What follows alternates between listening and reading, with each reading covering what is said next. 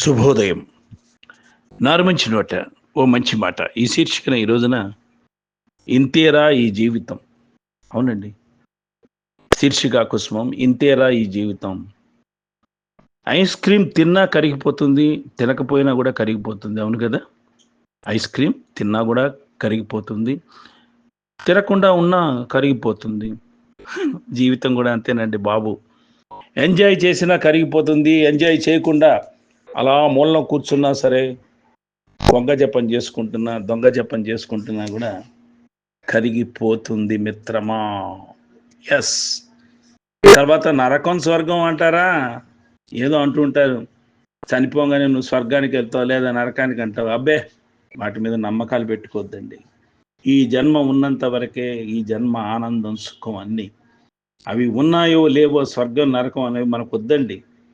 ఎవడికి తెలుసండి, ఎవడొచ్చి చెప్పాడండి నేను స్వర్గంలోకి వెళ్ళాను, రంభా వరసి మేనకలతో ఆనందంగా పొందాను, నరకం వెళ్ళాను, యమధర్మరాజును చూశాను, యమభట్లు కొట్టారు, సినిమాలు చూసి కథలు చూశాను తప్ప ఎవరెళ్ళి ఎవరు తిరిగి వచ్చి చెప్పారు మనకి?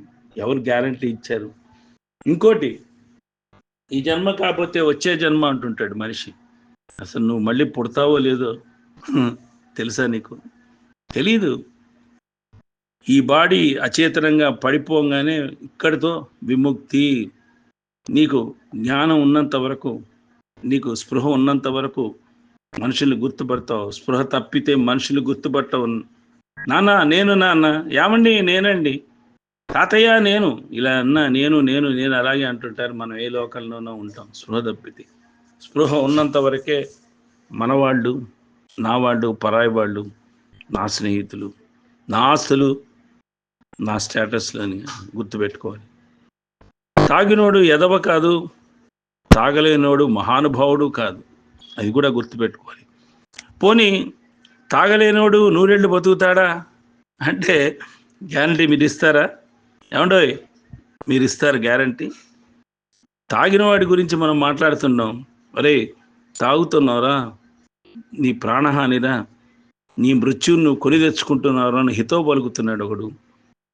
తాగినాడు బతుకుంటున్నాడు, తాగనివాడు అస్సలు ఏ అలవాట్లు లేనివాడు ఠక్ అని ఎగిరిపోతున్నాడు హార్ట్ అటాక్ వచ్చి.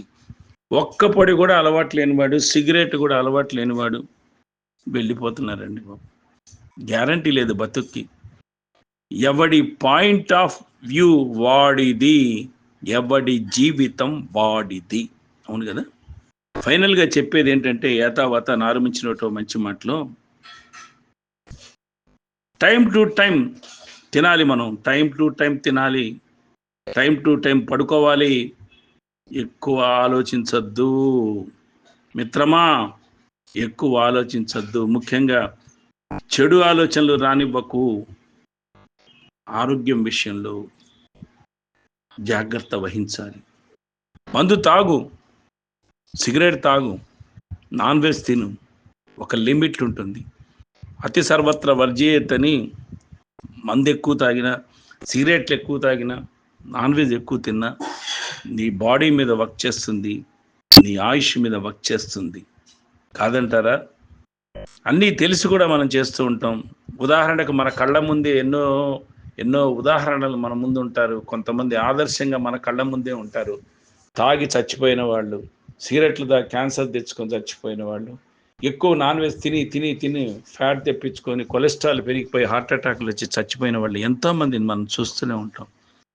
అయ్యో, ఆ టైంలో శ్మశాన వైరాగ్యం అని వైరాగ్యం తెచ్చుకుంటాం. అమ్మమ్మో మనం జాగ్రత్తగా ఉండాలని ఉంటామా? ఆవిడ శవం తగలబడిపోయిన తర్వాత, శవం అయిపోయిన మర్నాటి నుంచి మళ్ళీ మామూలే కథ కంచికే. మనము బార్లకి, మనం వైన్ షాపులకి, మనం నాన్ వెజ్ రెస్టారెంట్లకి, మనం బడ్డీ కొట్ల దగ్గర సిగరెట్ ప్యాకెట్లు, పాన్ పరాకులు, ఇవన్నీ మామూలే. ఎక్కడికి పోతోంది, ఎక్కడికి పోతోందో అని లాకర్లలో భయంతో దాచుకుని సంపద ఐశ్వర్యమా ముఖ్యం? చూసి మురిసిపోతూ ఉంటావా? రోజు వెళ్ళి ఎక్కడ పోతుందో లాకర్లలో భయంతో దాచుకుంటాం మనం, అది ఎక్కడికి పోతుందో ఎక్కడ పోతుందో అని చెప్పి. లేకపోతే ఎప్పుడు మనతోనే ఉంటుంది అనే ధైర్యం ఐశ్వర్యమా మనకి? చెప్పండి, ఏది ఐశ్వర్యం మనకి? ఐశ్వర్యం అంటే నోట్ల కట్టలు, లాకర్స్లోని తులాల బంగారాలు కాదు మిత్రమా. ఇంటి గడపలలో ఆడపిల్ల గజ్జెల చప్పుడు ఐశ్వర్యం. ఎస్, ఇంటి గడపలలో ఆడపిల్ల గజ్జెల చప్పుడు ఐశ్వర్యం. ఇంటికి రాగానే చిరునవ్వుతో ఎదురొచ్చే భార్యామణి ఐశ్వర్యం. ఎంత ఎదిగినా నాన్న తిట్టే తిట్లు ఆశీర్వచనాలు ఐశ్వర్యం. అమ్మ చేతి భోజనం ఐశ్వర్యం. భార్య చూసే ఓరచూపు ఐశ్వర్యం. పచ్చటి చెట్టు పంట పొలాలు ఐశ్వర్యం. వెచ్చటి సూర్యుడు ఐశ్వర్యం. పౌర్ణమి నాడు జాబిల్లి ఐశ్వర్యం.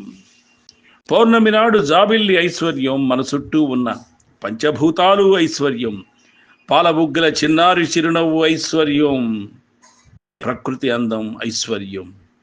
పెదాలు పండించే నవ్వులు ఐశ్వర్యం. అవసరంలో ఆదరించే ప్రాణ స్నేహితురాలు ఐశ్వర్యం. బుద్ధి కలిగిన బిడ్డలు ఐశ్వర్యం. బిడ్డలకు వచ్చే చదువు ఐశ్వర్యం.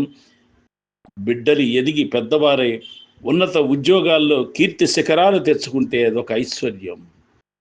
భగవంతుడికి ఇచ్చిన ఆరోగ్యం ఐశ్వర్యం. భగవంతుడు మనకిచ్చిన ఆరోగ్యం ఐశ్వర్యం. చాలామంది కన్నా ఉన్నతంగా ఉన్నామనుకునే తృప్తి, సాటిస్ఫాక్షన్, సెల్ఫ్ సాటిస్ఫాక్షన్ అదొక ఐశ్వర్యం. ఏమండోయ్, పరులకు సాయం చేసే మనసు ఐశ్వర్యం. లాకర్లో డబ్బు కాదు ఐశ్వర్యం. ధైర్యం కాదు ఐశ్వర్యం. ఐశ్వర్యం అంటే చేతులు లెక్కెట్టే కాసులు కాదు మిత్రమా. కళ్ళు చూపెట్టే ప్రపంచం ఐశ్వర్యం. మనసు పొందే సంతోషం ఐశ్వర్యం. కాదంటారా? ఇవన్నీ ఉంటే ఇన్ని ఐశ్వర్యాలు మన చుట్టూ, వీటినన్నిటినీ నెగ్లెక్ట్ చేసి, వీటినన్నిటినీ నిర్లక్ష్యం చేసి, వీటినన్నిటినీ చిన్న చూపు చూస్తూ డబ్బు సంపాదన మీద యావ, పబ్బుల చుట్టూ యావ, వికృత చేష్టల మీద యావ, పైశాచికత్వం మీద యావ, రాక్షసత్వం మీద యావ, విష సంస్కృతి మీద యావ. తెల్లారి లేస్తే అబద్ధాలు, తెల్లారి లేస్తే కుచితాలు, తెల్లారి లేస్తే వ్యామోహాలు, తెల్లారి లేస్తే చిందులు, చిద్విలాసాలు, విలాసాలు. ఇవి ముఖ్యమా? వీటి వలన ఆయు ప్రమాణం తగ్గించుకుంటున్నావు. మృత్యువు కౌగిలికి అతి త్వరలోనే వెళ్ళిపోతున్నావు. మిత్రమా, ఐశ్వర్యం అంటే కుటుంబం. ఐశ్వర్యం అంటే నమ్మకం ఉంటే భగవదారాధన, లేదా సమాజం ఆదరణ, సమాజ సేవ. గుర్తుపెట్టుకుందాం. స్వస్తి భవదీయుడు నారవించి